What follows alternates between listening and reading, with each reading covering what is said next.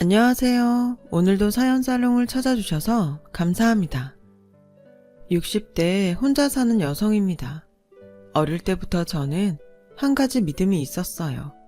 그건 바로 일종의 기브 앤 테이크 같은 거였는데요.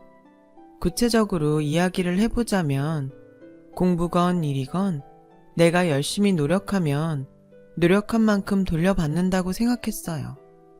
그리고 대인관계에서도 마찬가지로 제가 상대에게 잘해주면 상대도 저에게 잘해준다고 믿었어요. 그래서 결혼한 후에도 제 믿음을 바탕으로 제가 먼저 남편에게 잘하면 남편 역시 저에게 잘할 거라고 생각했고, 지금이야 여자도 너무 남을 위해 희생하고 살지 말라고 하지만 그때는 전혀 그렇지 못한 세상이었기에 기꺼운 마음으로 한평생 남편과 자식에게 희생하며 살았어요. 저의 희생이 훗날 보람과 행복으로 돌아올 것이라고 믿어 의심치 않으면서요. 하지만 결혼이란 게, 그리고 자식이란 게 제 마음 같지는 않더군요. 저는 자기들을 위해 아침 일찍 일어나 분주히 움직이는데 이 사람들은 제가 해준 무수한 것보다 제가 깜빡하거나 실수한 것들만 콕 집어 불만을 늘어놓을 때가 많았어요. 그래도 그때는 다른 집도 다 그러고 산다고 생각했고, 그저 남편이 밖에 나가 회사 생활 잘하고 아이가 학교 가서 공부 열심히 하면 그것으로 됐다고 여겨왔죠. 지금에서 지난 시간들을 되돌아보면 저는 누가 그렇게 살라고 한 것도 아닌데 신기할 정도로 뭐 하나 튀지 않는 평범한 사람이었는데요. 남들이 말하는 결혼 정년기에, 그것도 딱 좋다고 하는 4살 연상의 회사원 남편과 결혼을 했고, 1년 뒤 딸아이를 낳으면서 저는 다니던 직장을 그만두고 전업주부가 되었어요. 직장을 그만두면서도 저는 그 어떤 미련도 없었는데요. 보통 그 시기엔 당사자인 저도 그렇고 많은 여자들이 결혼을 하면 당연히 직장을 그만두고 가정을 위해 생활하는 것이 일반적인지라 그것이 순리라고 여겼던 것 같아요. 참 어리석었죠. 저는 제 인생이 어떤 TV 속 화려한 삶은 아닐지라도 안정적이고 평탄한 삶이라고 생각했고 앞으로 계속 그렇게 살 거라고 순진하게 믿었어요. 하지만 아이가 중학교 3학년이 될 즈음 저의 불행은 시작되었어요. 친정 엄마가 갑작스럽게 심장마비로 돌아가셨고 저는 엄마를 잃은 큰 슬픔에 빠졌어요. 그리고 그 슬픔을 치유하기도 전에 남편은 밖에서 바람을 피웠어요. 그 사실을 알았을 때는 참 어이가 없었어요. 아내는 슬픔에 빠져 있는데 남편이라는 작자는 밖에서 즐거움을 찾았다니. 평소 다정다감하지는 않지만 책임감 강한 사람이라 가정만은 끔찍이 여긴다고 믿었던 남편은 그 당시 외도를 통해 만난 여자에게 몸과 마음을 송두리째 뺏겨 제가 느낄 배신감과 충격 따윈 안중에 없고 전혀 다른 사람이 되어버렸어요. 그리고 전에는 없었던 폭력성을 드러냈고 급기야 저에게 이혼을 요구하더라고요. 지금 당신 바람핀 것도 모자라서 이혼을 하자는 거야?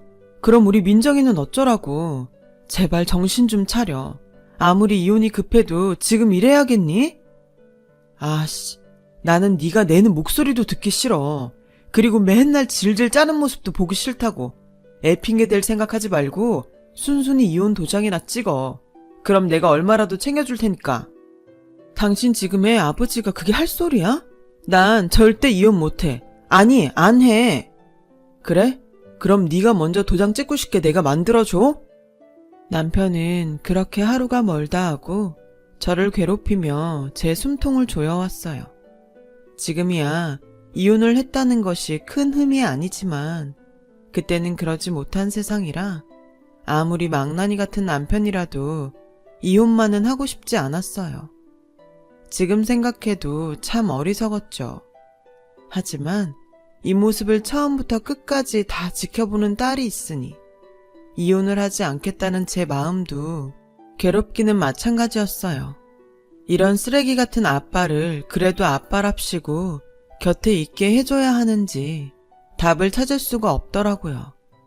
그러던 중 친정 아버지가 저를 찾아오신 적이 있었는데 하필 제가 남편과 이혼 문제로 실랑이를 벌이고 있을 때였거든요. 모든 것을 들켜버렸고 저희 아버지는 전세를 마련해 줄 테니 이혼하고 딸아이와 나와 살라고 하셨어요. 하루아침에 부인을 잃고 자식인 저까지 잘 살지 못하는 모습을 본 아버지는 어깨가 축 처져서 집으로 돌아가셨죠. 남편의 요구대로 이혼 서류에 도장을 찍어줬어요. 그렇게 악을 쓰고 버티는 것이 무의미하다고 느껴졌거든요.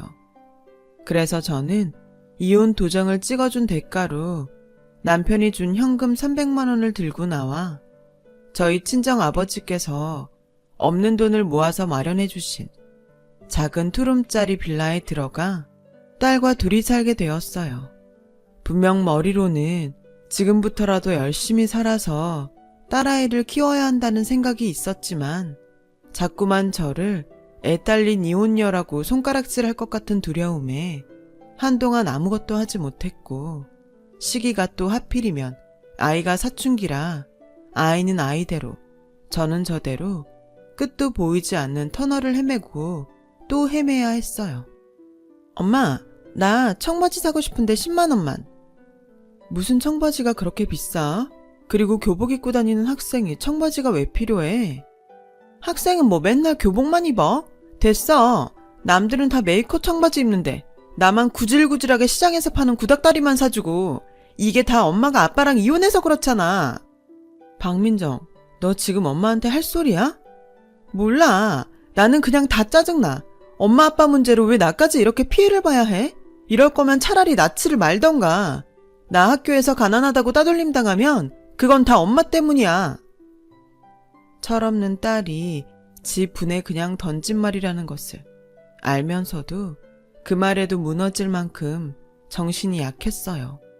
하지만 언제까지 이러고 지낼 수는 없기에 적어도 하나밖에 없는 딸을 지키기 위해서 이를 악물고 살자고 결심했었죠. 처음엔 이런저라도 제대로 된 직장을 구하고 싶었어요. 하지만 경력 단절에 나이도 많고 이혼하고 아이와 둘이 사는 저에게 호의로운 회사는 존재하지 않았어요. 어쩔 수 없이 주간과 야간 아르바이트로 하루에 2번씩 다른 곳으로 출근해야 했습니다. 또 자투리 시간은 집안에서 할 수 있는 부업들을 하며 정말 죽기 살기로 일하며 버틴다는 일념으로 살았어요. 그렇게 시간이 흘렀고 딸은 고3이 되었죠. 없는 형편이라 변변히 학원 한번 보내주지 못하는 집인데도 딸아이는 기특하게 공부를 아주 잘했어요. 아마 공부라도 잘해서 남에게 무시를 당하지 않으려고 나름대로 자기 살 궁리를 했던 것 같았어요. 그래서 저는 내 아이만은 어떻게든 좋은 대학에 보내서 저처럼은 살게 하지 말자고 다짐했었어요. 그즈음 운 좋게 24시간 영업하는 식당에 들어가 12시간을 일할 수 있었어요. 오로지 딸의 미래만을 생각하며 월급의 3분의 2는 딸의 학비로 저금하며 절약하고 또 절약하고 살았어요. 딸은 지 아빠를 닮아 그런지 딸이면서도 엄마인 저에게 살가운 구석은 없었는데요. 철없어 저에게 가시돋친 말을 쏟아내기도 했지만 다른 집 아이들처럼 갖고 싶다는 것 한 번을 쉽게 사주지 못한 미안함에 저는 늘 딸아이가 짠했어요. 그리고 아무리 표현을 안 하는 딸이지만 이제 조금 있으면 20살이고 제가 자기를 키우려고 고생하는 것쯤은 굳이 말하지 않아도 딸아이가 알고 있을 거라고 믿었었죠. 이제와 하는 말이지만 저 정말 많이 힘들었어요. 남편의 외도로 이혼한 저에게 세상의 남자들은 저를 쉬운 여자로 생각하며 버젓이 아내와 가정이 있음에도 저에게 흑심을 품고 접근하는 경우도 많았고 여자의 적은 여자라고 겉으로는 안 됐다며 호의를 베풀어주는 듯 하면서 뒤에서는 그런 저의 흉을 보며 없는 이야기까지 만들어 소문을 퍼뜨리는 경우도 있었거든요. 아마 딸아이가 없었다면 아주 조금은 더 나았을지도 모를 일들이 많았지만 거꾸로 딸이 있어 저는 포기하지 않고 세상을 살아갈 수 있었어요. 먼 훗날 다 큰 딸아이와 그때의 그 순간들을 이야기하며 우리 그때 정말 힘들었지만 열심히 살았다. 추억하는 날이 올 거라고 믿으면서요. 그렇게 1년 후 수능 시험을 본 딸아이는 자랑스럽게도 우리나라에서 가장 좋다는 서울대에 붙었습니다. 이날을 위해 그렇게 힘든 시간을 보냈구나 하며 기쁨의 눈물을 흘렸어요. 딸아이는 그렇게 저를 떠나 대학생이 되었고 저는 그동안 모은 돈으로 아이 학비와 아이가 학교를 다니며 지낼 집을 얻어주고 왔는데요. 제 힘으로 딸아이 학교를 보냈다는 뿌듯함이 들었지만 어찌되었건 딸아이와 함께 지내왔었는데 막상 혼자가 되고 보니 옆구리가 휑한 게 쓸쓸한 기분도 들었어요. 그래서 시간이 날 때면 저는 딸아이에게 전화를 걸었고 처음 6개월 정도는 딸아이도 혼자 지내는 것이 좀 그랬는지 연락을 곧 잘해와 저희는 함께 지냈던 시간보다 더 애틋한 관계가 되었어요. 어찌 보면 그때 떨어져 지내지 않았다면 딸과 여전히 서먹서먹하게 지냈을지도 모를 일이었죠. 아무튼 딸의 독립으로 딸은 한층 철이 들었고 저는 살면서 내내 바라던 대로 딸과 서로의 안부를 걱정하고 위하며 친밀한 사이가 되었어요. 그렇게 시간은 흘러 저는 힘들긴 했지만 제 힘으로 휴학 한 번 없이 딸을 졸업시킬 수 있었어요. 그 뒤에는 은근히 다시 함께 살길 바라긴 했지만 딸이 졸업 후 곧장 공기업에 취직이 결정되어서 회사 근처 오피스텔에 들어가 살고 싶어 했거든요. 제 마음은 접고 은행 대출을 받아 오피스텔 전세 보증금을 마련해 주었어요. 저는 고생하느라 볼품없는 중년이 되었지만 제 노력으로 지금까지 커온 딸은 엄마와 딸을 떠나 같은 여자가 봐도 멋있는 커리어 우먼의 모습이었어요. 보기만 해도 뿌듯하고 어찌나 좋은지 밥을 먹지 않아도 배가 부르다는 표현이 이런 거구나 싶더라고요. 하지만 자식을 키운다는 건 끝이 없었어요.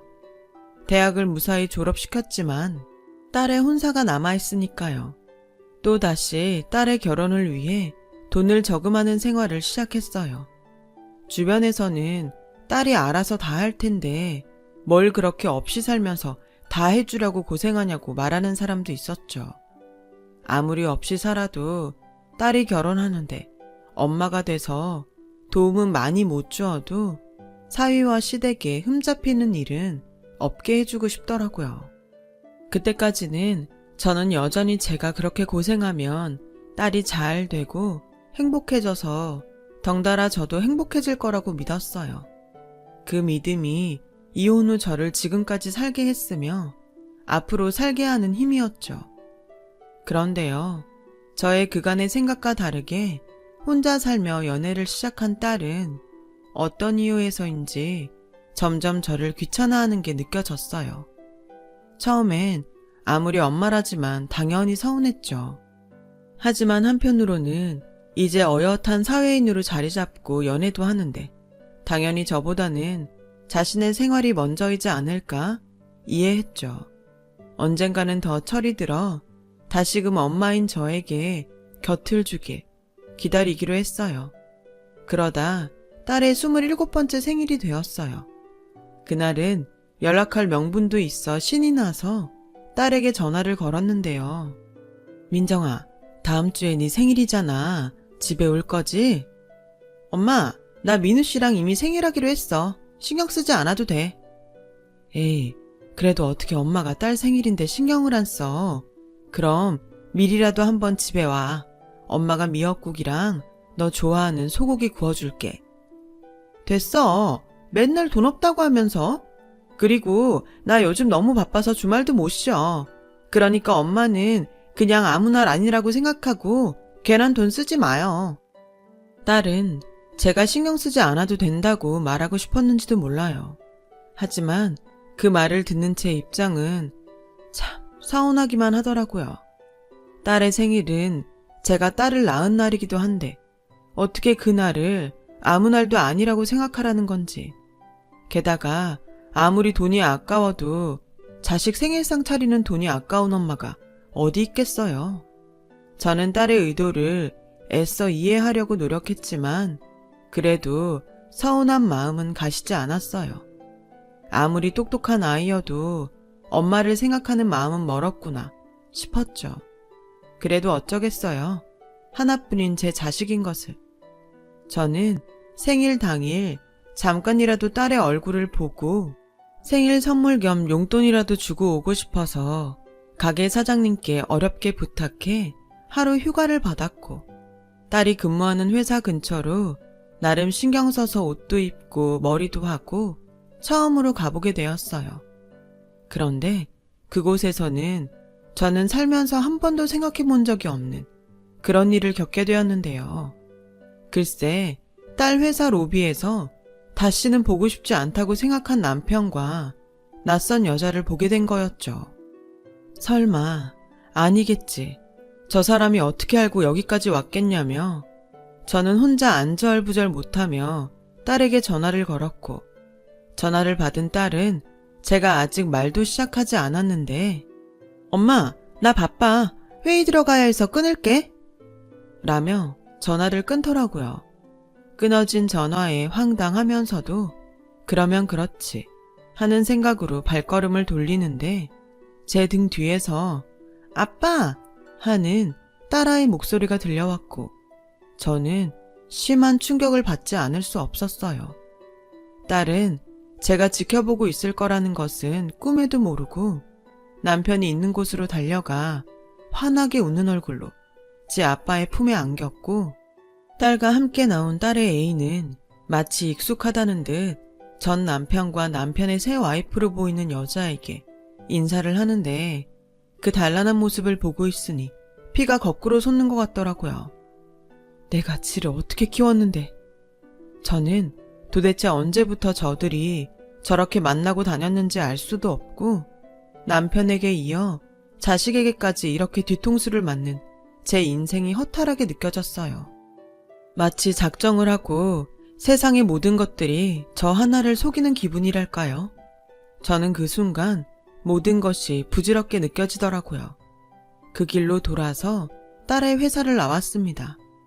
만약 지금 그때로 돌아갈 수 있다면 전 남편이고 자식이고 상관없이 한바탕 난리라도 치고 올 건데 그때는 왜 그렇게 빨리 그곳을 벗어나고 싶었는지 모르겠어요.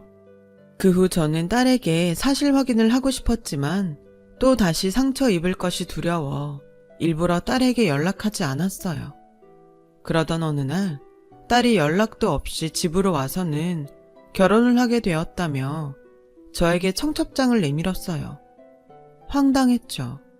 내가 지 엄만데 청첩장을 줘도 내가 줘야 하는 것을 딸에게 받고 앉아 있으니 이건 필히 뭔가 이상하게 돌아가는 것이 분명했어요. 그리고 청첩장을 열어서 혼주의 이름을 확인하는 순간 아무리 내 딸이지만 당장이라도 내치고 싶어지는 거 있죠. 엄마, 미안해.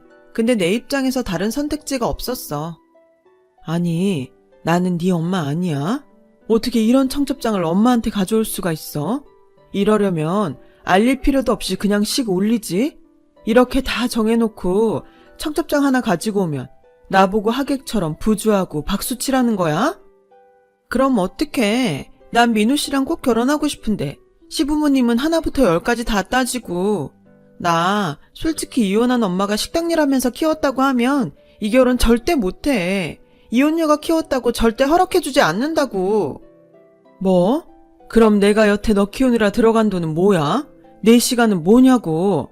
너 엄마 이혼하기 전에 네 아빠가 어떻게 했는지 벌써 잊었어?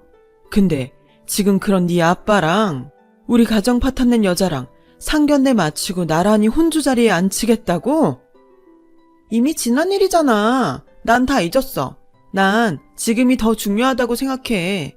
미안하지만 엄마는 남 보기에 그저 식당 일하는 전셋방 사는 아줌마고, 아빠는 그래도 회사 부장님에 남부럽지 않게 살잖아. 엄마는 모르겠지만 결혼하려면 그런 배경도 무시할 수 없는 거야. 엄마는 내가 어디 보잘것없는데 시집가서 엄마처럼 살면 좋겠어? 저는 딸의 논리에 말이 나오지 않았어요. 얼마나 대단한 집에 시집을 간다고 저리 설치는지, 저처럼 살지 말라고 힘들게 대학까지 보내놨는데 딸에게 저런 소리를 들으니 제 자식이지만 정말 한심하기 짝이 없더라고요. 게다가 오로지 자기 생각만 하는 이기적인 딸의 말에 그동안 나는 무엇을 위해 살았나 호에도 밀려와 저는 그날 딸에게 처음으로 싫은 소리를 했어요. 그래, 네 말 다 알아들었어. 그러니까 네 인생에서 나보고 빠져달라는 거잖아. 좋아, 그렇게 해. 근데 나도 네 방식대로 이야기하면 그럼 네 서울대 타이틀은 누구 때문에 있는 건 줄은 알지? 그리고 지금 다니는 회사도 결국은 그 대학 졸업장덕도 있을 거고, 네 인생에서 나를 빼려면 내 돈도 같이 빼줘야 하지 않겠니? 엄마, 어떻게 자식 키우느라 쓴 돈을 다시 달라고 해? 넌 네 인생에서 여태 고생한 엄마도 빼는데 나는 안 돼? 좋아, 내가 10원 한 잔 빼먹지 않고 다 갚을게. 그럼 되지? 그럼 이제 우리 남남인 거지? 딸은 그렇게 말하고 씩씩거리며 집을 나갔어요. 마치 억울하다는 듯이요. 살면서 한 번도 딸이 착하길 바랬던 적은 없었는데 저렇게 자기만 생각하는 괴물이 될 줄은 꿈에도 몰랐어요. 그 후 저는 딸의 결혼자금으로 모아놓은 통장을 보며 이게 다 무슨 소용있나 싶었고, 딸이 두고 간 청첩장을 보며 남편 이름과 제 이름이 적혀 있어야 할 칸에 보이는 낯선 이름을 보며 눈물을 흘려야 했어요. 그렇게 3년 후 힘들게 사는 딸한테 짐이 되기 싫었던 아버지는 저 모르게 홀로 병마와 싸우고 계셨던 거예요. 아버지가 돌아가시고 나서야 모든 사실을 알게 되었는데요. 그저 저는 불효자의 심정으로 눈물로 아버지를 보내드릴 수밖에 없었어요. 그렇게 또 몇 달 후 저는 아버지의 유산으로 지내시던 작은 아파트를 상속받게 되었어요. 그동안 딸아이 결혼자금이라고 가지고 있던 돈도 있어 이제는 저도 한 번 사는 인생 조금 늦은 감도 있지만 제대로 남들처럼 살자는 마음이 생겼어요. 그러게, 요즘 세상에 누가 자식을 믿어? 그냥 네 알아서 살라고 하고 잊어버려. 지금이라도 다리에 힘 있을 때 이씨 아줌마도 아줌마 위해서 살아. 그러게요. 왜 저는 한 번도 저를 위해서 살아본 적이 없을까요? 결국 이렇게 버림받을 걸. 왜 그러고 아둥바둥 살았나 싶어요. 평소에 하고 싶었던 것 없어? 이번에 기회다 생각하고 평생 못 해본 거 실컷 해봐. 저는 평소 가게 단골이라 친하게 지냈던 부동산 주인 아주머니의 말을 듣고 생각했어요. 평소 하고 싶었던 것이라. 그리고 세상에 아무리 여자에게 희생을 강요했더라도 나란 사람이 타인만을 위해 태어난 것은 아닐 텐데 하는 생각이 들었죠. 저는 왜 중년의 나이가 되도록 그렇게 한심하게 살았을까 하는 후회와 제 자신에게 미안한 마음도 들었어요. 그 후 억척을 떨며 살던 생활을 그만두고 앞으로 뭘 하면 좋을까 고민을 하게 되었고, 시시하게 들릴 수 있겠지만 저는 부자가 되고 싶었어요. 남들이 무시할 수 없는 그런 부자요. 그래서 부동산 주인 아주머니를 따라 부동산 공부를 시작했습니다. 그러던 중에 경매 쪽에 매력을 느껴서 아버지가 물려준 아파트를 처분한 돈과 딸 결혼자금으로 모아놓은 돈도 있겠다. 한번 도전을 해보기로 결심했죠. 그 결과 꼼꼼한 시장 분석과 부동산 공부를 했어요. 비록 아주 작은 꼬마 빌딩이었지만 예전에는 꿈도 꾸지 못할 건물주가 되었어요.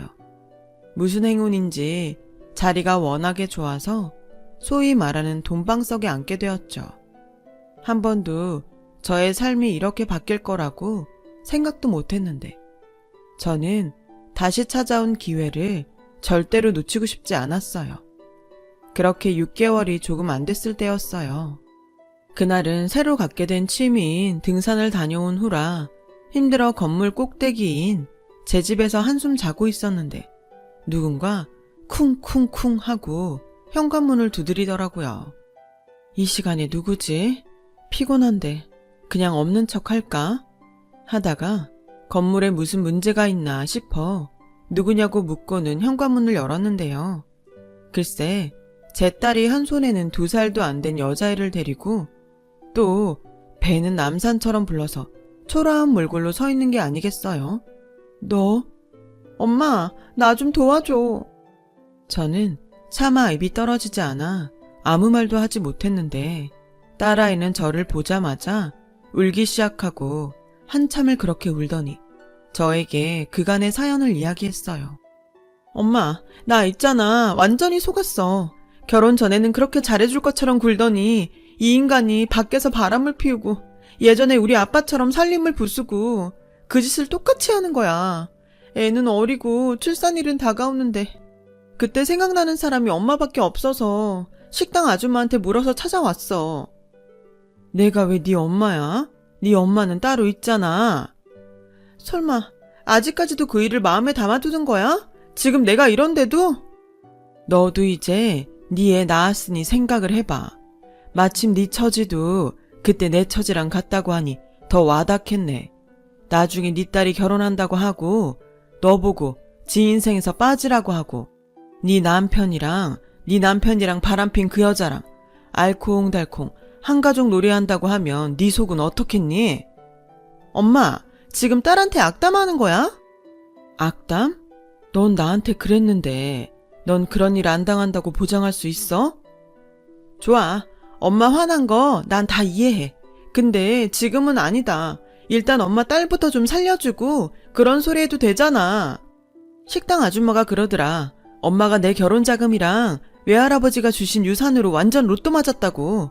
그럼 그 돈 사실은 내 몫도 있는 거잖아. 돈에 이름 있니?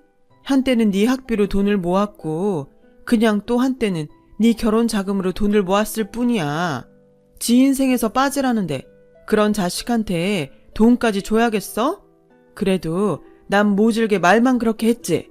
그동안 너한테 들어간 돈도 도로 받지 않았잖아. 정말 돈 앞에 부모 자식도 소용없네. 이젠 돈 있으니까 딸 같은 건 필요 없다는 거지? 근데 엄마가 아무리 그래도 나는 엄마 딸이야. 엄마가 가진 재산 나한테도 권리 있다고. 내가 한때는 네가 참 똑똑해서 자랑스러웠던 적이 있었어. 그리고 네가 서울대 갔을 때 솔직히 내 공이 컸다고 생각했다. 근데 지금 보니 그런 건 다 소용이 없구나. 넌 사람이 덜 됐잖아. 내가 너무 사는데 급해서 널 가르치지 못했다. 인간으로 키워야 했는데 널 너밖에 모르는 이기적인 괴물로 키웠어. 난 너한테 한 푼도 주지 않을 거니까 네 남편한테 돌아가든 네 잘난 아빠한테 돌아가든 해. 진짜 너무하네. 엄마가 자식을 버리는데 남이 나를 거두겠어? 아빠랑 사는 그 여자 진작에 아빠 재산 가지고 날랐어. 그리고 아빠도 그 여자 찾는다고 행방불명됐다고. 엄마가 나 버리면 나 이제 진짜 고아야. 이렇게 애도 있고 배도 불렀는데 정말 야박하게 굴 거야? 이러다 나랑 애 죽는 거 봐야 속이 시원하겠어? 악다구니를 치는 딸을 보며 더는 참을 수 없어 자리에서 일어나 지갑에 있는 현금을 모두 꺼내 바닥으로 던졌어요. 네가 하도 구질구질하게 나오니까 그건 줄게. 근데 다음부터는 이 집에 발도 들이지 못하게 할 거니까 다신 찾아오지 마. 나도 지난 시간 동안 배운 게 있어. 너도 네 인생이 중요하듯 이제는 나도 내 인생이 중요해. 내 인생을 네가 함부로 네 인생에 넣었다 뺐다 할 수는 없는 거라고. 저는 그 길로 냉정하게 딸과 딸이 데려온 아이들을 내보냈어요. 솔직히 부모 자식 간인데 제 속이 좋을 리는 없고 그렇다고 지난 날을 묻고 받아들이기엔 딸은 정신을 덜 차렸기에 받아줄 수 없었죠. 그저 아무것도 모르고 함께 쫓겨난 생전 처음 본 어린 손녀한테 미안할 따름이었어요. 그 후 자존심 센 딸은 다시는 저를 찾아오지 않았어요. 솔직히 그런 딸이라는 것을 알기에 지난 날을 모두 반성하고 저에게 잘못했다고 싹싹 빌면 못 이기는 척 받아주고 그 망할 사위라는 놈을 어떻게든 혼쭐을 낼 마음도 있었는데요. 이놈의 천륜이 뭔지 차라리 그렇게 어미도 버리고 갔으면 잘 살기라도 하지. 어쩌면 남편도 그렇고 딸도 그렇고 인생이 그럴까요? 비록 힘들고 어렵게 살긴 했지만 이제 와 보니 제대로 자기 삶을 사는 사람은 저 하나인 것 같아요. 만약 누군가 예전에 저처럼 자신을 갈아 남을 위해 사는 사람이 있다면 이 말을 꼭 하고 싶네요. 아무리 단단한 관계일지라도 내 자신을 먼저 챙기라고요. 세상 사람들이 다 나를 배신해도 나는 내 자신을 배신하지 않으니까요. 결국 행복은 내가 남에게 어떻게 하느냐가 아니라 내가 나에게 어떻게 하느냐에 달려있다는 이 말을 사연을 통해 꼭 하고 싶었어요. 비록 어쩐지 늘 반쪽짜리 행복 같지만 남은 인생은 그 반쪽을 채워가며 완전한 행복을 위해 살아보려 합니다. 지금까지 저의 이야기 들어주셔서 감사해요. 오늘 하루도 무탈하고 즐거운 행복이 함께 하시길 바라겠습니다. 여러분, 사연 댓글에 응원과 현명한 조언 부탁드려요. 좋아요와 구독은 저에게 큰 힘이 됩니다. 오늘도 좋은 일 가득하세요.